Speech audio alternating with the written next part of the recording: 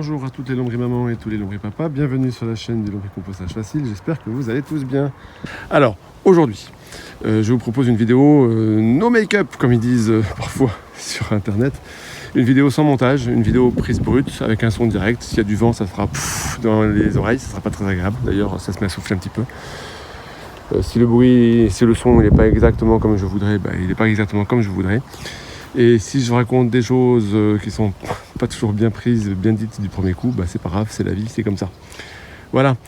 J'ai pas mal parlé du lombricompostage, de la technique de lombricompostage. Je vous ai expliqué plein de trucs, comment est-ce qu'il fallait se lancer, comment on pouvait s'y prendre à petite échelle, à moyenne échelle, à grande échelle pour faire du lombricompost. Je vous ai quand même pas beaucoup parlé des effets du lombricompostage. Alors je voulais vous montrer aujourd'hui en particulier mes buts dans mon potager. Alors là, c'est une butte toute récente que j'ai lancée cette année, qui est encore, je dirais, en cours de maturation. Ça, c'est une butte, ça fait la 3e année que je tourne avec, pour ceux qui suivent. Et puis là, c'est une butte, c'est la 2e année que je tourne avec, c'est une butte à tomates. Là, c'est plutôt la butte melon, concombre. Et puis aussi, tout un tas de choses que je pourrais vous montrer éventuellement. Voilà, je vous propose tout simplement une promenade dans mon jardin, en parlant pas mal de l'effet du lombricompostage, plutôt que simplement la technique pour en avoir. Donc, qu'est-ce que ça apporte? Qu'est-ce que ça m'apporte à moi? Et puis vous pourrez dans les commentaires nous laisser à la communauté vos témoignages de l'utilisation du lombricompost. Alors ici j'avais pour objectif de faire une butte que j'avais appelée la butte à fleurs. Dans mon rêve, c'était une butte à fleurs pour qu'il n'y ait pas simplement qu'un potager technique avec des tomates, des carottes, des pommes de terre, des fraises et des melons, et puis que des fruits et des légumes. Je voulais aussi apporter cette année des fleurs, parce que je trouve que c'est important d'une part pour l'aspect esthétique, et puis d'autre part pour l'aspect pollinisation. Alors, comme vous le voyez, par exemple, j'ai racheté quelques plantes comme ça, mellifères. Là-bas, je ne sais pas si je pointe au bon endroit, il y a c'est quoi ça? C'est de l'agastache de mémoire. Là, j'ai ici un œillet du poète qui est en fin de floraison. Je récupère les graines en ce moment. Là, alors je vais dire le nom, puis je corrigerai peut-être, ça sera la seule chose que je ferai au montage, du Svitalski, c'est une plante mellifère assez sympa. Derrière, au fond, il y a une autre plante qui commence à fleurir, mellifère aussi, bleu, Coréopsis, si je ne me trompe pas, je corrigerai peut-être. Tout ça, c'est ce que j'ai rajouté en fin d'été dernier. Et puis cette année, je voulais avoir une butte un petit peu fleur. Je me suis un peu laissé porter par mes inspirations du moment. À un moment donné, il y avait une proposition qui était faite de récupérer des graines gratuitement par une association qui essaie de favoriser les fleurs mellifères pour que les abeilles puissent trouver un terrain où elles puissent butiner sans problème. Une association, je la mettrai en commentaire quand même, parce que je trouve que c'est sympa ce qu'ils font. Donc ils proposaient des graines de facélie avec une opération qui s'appelait Facilitez-vous la vie. J'ai récupéré de la facélie et je l'ai plantée en sachant pas trop ce que c'était. Et puis ça fait 2-3 mois que cette facélie, je dis 2-3 mois, c'est pas vrai, on est le 10 juillet, je dirais depuis début juin, donc ça fait 1 mois et demi que c'est vraiment en fleurs comme ça, avec ces fleurs là. Alors la facélie, c'est ça. Et c'est un aspirateur à bourdons principalement. Les bourdons sont les grands fans, ils passent leur vie, alors on en voit partout. On en voit partout. Les bourdons, tiens, regardez là, ils sont 2 sur la même fleur. C'est un aspirateur à bourdons. C'est très sympa. Une butte où j'ai mis aussi du tournesol que vous voyez, plutôt en fin de floraison. Là-bas, il y en a un qui a fait ses fleurs et puis qui maintenant va maturer ses graines. Qu'est-ce qu'on retrouve aussi ici? L'idée, c'était dans cette butte, je vais vous expliquer comment je l'ai faite après. Ah oui, tiens, en premier plan, on voit du cosmos. Moi, j'ai essayé de faire un semis, ça n'a pas bien marché. Donc du coup, je me suis résolu à acheter quelques plants. C'est très sympa. Et je vais récupérer les graines pour les replanter l'année prochaine en espérant que ce coup-ci, ça marche. Il y a un petit peu aussi d'aquilée. Ça, c'est de l'aquilée que j'ai récupéré en marque autant. J'ai même devant en premier plan de la mélisse. Il paraît que c'est très bien pour dormir et pour guérir les maux de ventre. Je verrai ça, je vous dirai éventuellement, c'est pas l'objet de la chaîne. Donc une butte où je voulais avoir des fleurs et puis aussi une butte où je voulais avoir des fruits. L'idée, c'était d'avoir à l'origine je voulais essayer de la pastèque. D'où les petits piquets qu'on a là-bas, là, enfin qu'on voit, là, il y a 7 piquets. 5 piquets pour la pastèque, et puis tout au fond, je pourrais vous montrer des citrouilles pour les enfants pour Halloween, parce qu'ils adorent ça. Alors j'ai la citrouille qui a bien prise, elle pousse bien, d'ailleurs j'ai mes premiers tout petites fleurs, enfin c'est même pas des fleurs, je pense que j'ai un fruit qui a... Hop là, je suis même pas sûr qu'il ait été fécondé, tiens. Un petit fruit de citrouille, peut-être que ça va prendre, il m'a surpris, parce que la fleur a été ouverte une journée, et puis même pas une journée, hein. J'ai même pas eu le temps de l'avoir ouverte. Je l'ai surveillée pour la polliniser à la main, et puis ça s'est pas fait. J'ai pas eu le temps, elle était déjà fanée avant même qu'elle soit ouverte. On verra. Une citrouille, ici. Une citrouille là, deuxième piquet. Les piquets, ça sert aussi à marquer l'endroit où elles sont, hein. C'est quand même intéressant quand vous avez des plantes comme ça un peu coureuses, de marquer l'endroit où il y a le pied pour pouvoir arroser au bon endroit. Du tournesol, alors bon, quand ils ont fini leur floraison, ils sont moins joasses. Mais tout va bien, hein. Il est en train de mûrir et de faire quelques graines. Graines que je donnerai sans doute aux oiseaux en hiver. Comme ça, on verra. Et puis ben, la pastèque, ça n'a pas très bien marché pour l'instant. On verra, j'ai encore quelques plants qui ont survécu. J'ai été pas mal attaqué au début du printemps par des limaces qui sont venus bouffer à peu près tout ce qu'il y avait là-dedans, notamment les pieds de tournesol. Donc les limaces sont venues, mais ce qui est normal. Je vais vous expliquer pourquoi après, principalement dans cette butte-là. Donc les pastèques, c'est pas terrible. Je suis dans la Sarthe et c'est pour l'instant des températures pas suffisamment chaudes pour qu'elles s'épanouissent. Alors c'est pas la chaîne du potager, il faut que je fasse attention parce que je digresse pas mal. Voilà, donc l'objectif c'était d'avoir des plantes coureuses avec pastèque, melon au sol. Pastèque et citrouille au fond. L'objectif est en train de doucement changer parce que les pastèques elles n'ont pas bien prises et j'ai mis quelques pieds de melon en plus. Et comme ça marche pas ça non plus très très bien, j'ai mis au pied par dépit, j'ai mis quelques pieds de tomates qui me restaient, qui viendront coloniser ces piquets en fin d'été. Avec quelques tomates supplémentaires, au moins ça servir de cette zone-là. Alors, comment j'ai construit cette butte ? C'est ça l'intérêt, c'est un peu pour ça que je fais cette vidéo, parce que cette butte-là, en fait, elle est bourrée de lombricompost.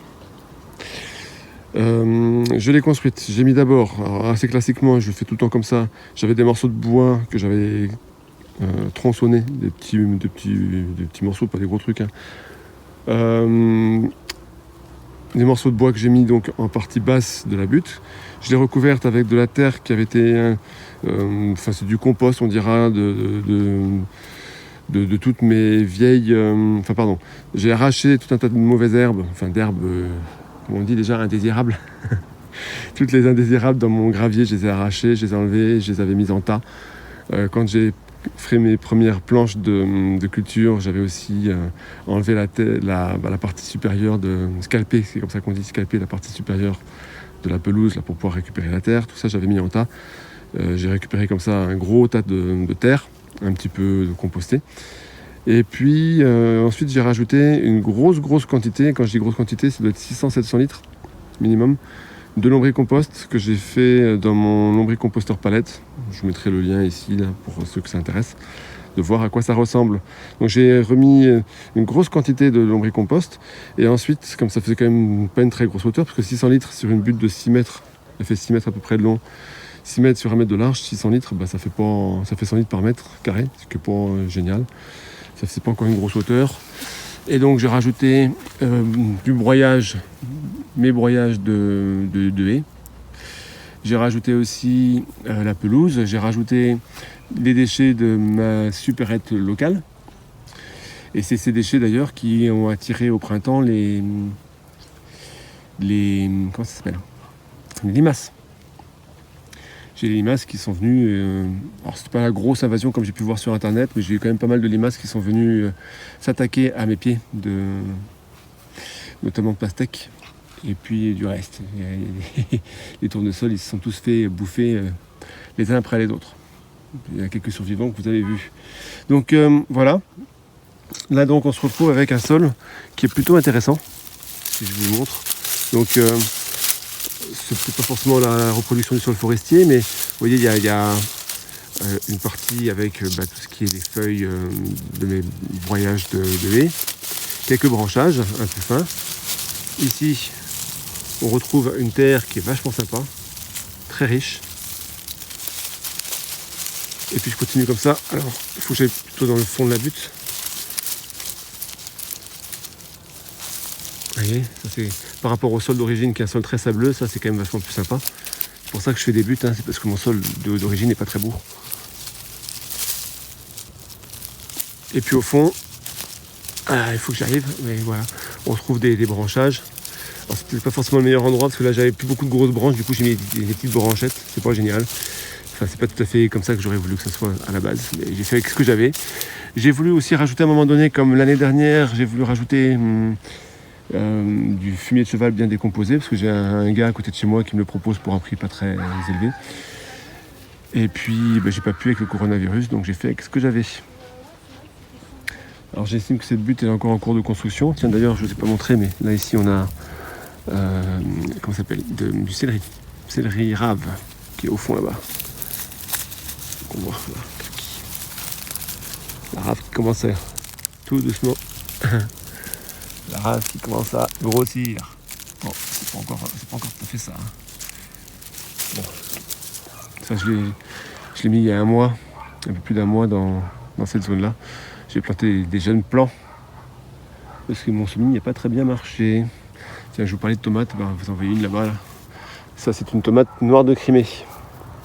Et au pied, à côté, je suis en train de me faire mal au genou. Ça, c'est une pastèque. Donc voilà. Mais une pastèque toute petite. Moi, je constate aussi d'ailleurs au passage que les semis, quand j'arrive à faire pousser sur place les cucurbitacées de manière générale, ça donne des résultats largement meilleurs que quand je les mets en pot d'abord et que je les transplante ensuite. Ça, c'est quelque chose qu'il faut que j'arrive à généraliser dans ma butte. Enfin, dans mes cultures, ça donne des résultats meilleurs. Et ça rattrape souvent les semis en pot qu'on fait pour se calmer. Parce que moi, ça me démange. Au mois de mars, il faut que je sème. Alors, je sème de partout. Et puis, je me rends compte que si j'avais attendu la fin du mois de mai, voire même le mois de juin pour semer directement en place, j'aurais eu des meilleurs résultats sur ces cucurbitacées de manière générale. Alors, cette butte, donc au sol, on a énormément de lombricompost. Tiens, je vais essayer de faire un prélèvement ailleurs pour vous montrer un peu plus. Mais c'est compliqué parce que la facélie, c'est quand même bien installé là. Je vous expliquerai aussi pourquoi la facélie, je l'ai mise. C'est quoi l'intérêt de cette plante-là. C'est compliqué quand même, c'est un petit peu la jungle. Je sais pas comment je vais faire pour faire un prélèvement. Alors, je vous montre le sol de surface. Alors, qu'est-ce que c'est ça? Oula, je suis inquiet là. Qu'est-ce que c'est ça? Je sais pas ce que c'est. J'ai l'impression que c'est du plastique qui traîne là-dedans, je sais pas d'où il sort. Ça me plaît pas bien ça. Ça me plaît pas. Il y a tellement de plastique caché partout qu'à un moment donné, c'est vachement dur de pas en avoir. Tiens, regardez, qu'est-ce que c'est ce truc là? C'est curieux. J'ai des choses qui me plaisent pas. Là. D'où ça sort ça? Quand je mets les déchets de ma supérette locale, des fois, j'ai des grosses caisses remplies de fruits. Alors je ne mets pas tout un par un parce que c'est des telles quantités que j'ai pas forcément un temps fou. Bon, je suis toujours au même endroit, donc je chope toujours la même chose. Il y a une certaine cohérence, on va dire. Bon, c'est pas génial. C'est marrant. Voilà, tiens, regardez. Là, j'ai des graines, c'est ouf. Ça, c'est des graines sans doute d'une citrouille, quelque chose comme ça, qui a dû être emballé ou je ne sais quoi. Là, il y a des graines de partout, là. Vous voyez, ça, c'est la preuve que ça a bien été décomposé. C'est curieux qu'elles n'aient pas germé, d'ailleurs. Alors, vous attendiez à voir des vers? Pas forcément. Ils sont peut-être plus profondément enfouis dans la butte. Je ne sais pas ce qu'ils sont. Je ne cherche pas forcément à les trouver, d'ailleurs. Ils sont là. Un petit mot sur la facélie. Pourquoi je l'ai choisi? Pourquoi est-ce que c'est une proposition qui nous a été faite, qui a du sens? D'abord parce que moi je trouve que c'est une fleur qui est superbe. Alors là on voit que la fin de la floraison. Une fleur qui est superbe, qui est mellifère, vous voyez ça bourdonne de partout. Hein. Je vous ai montré les bourdons tout à l'heure, mais il n'y a pas que ça, il y a la cirfe qui se promène beaucoup, c'est une petite mouche qui ressemble à une abeille, à une guêpe. Il y a des abeilles qui viennent, alors on en voit par exemple ici, là, je ne sais pas si vous la voyez, il y a des abeilles qui se promènent, pas mal de petites punaises et beaucoup d'insectes mellifères qui se promènent là. Donc une plante mellifère qui nourrit donc les insectes pollinisateurs. Moi, les insectes pollinisateurs, ça m'intéresse de les avoir parce que plus ils viennent dans mon potager, plus ils viennent polliniser aussi le reste. Par exemple les melons ou les concombres. Et puis, donc elle est belle, elle est mellifère. C'est un excellent couvre-sol. Parce qu'après, une fois on peut la laisser monter à graines comme je suis en train de faire là pour récupérer des graines, mais je vais peut-être envahi après. Ou alors, ce qu'on fait souvent, c'est qu'on l'enlève avant qu'elle monte à graines pour pouvoir s'en servir comme paillage.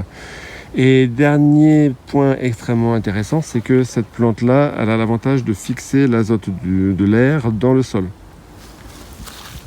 Et donc, ma butte aujourd'hui, elle est encore en cours de formation parce qu'il y a un travail chimique qui est fait par cette plante-là, qui va prendre l'azote de l'air pour le mettre dans le sol.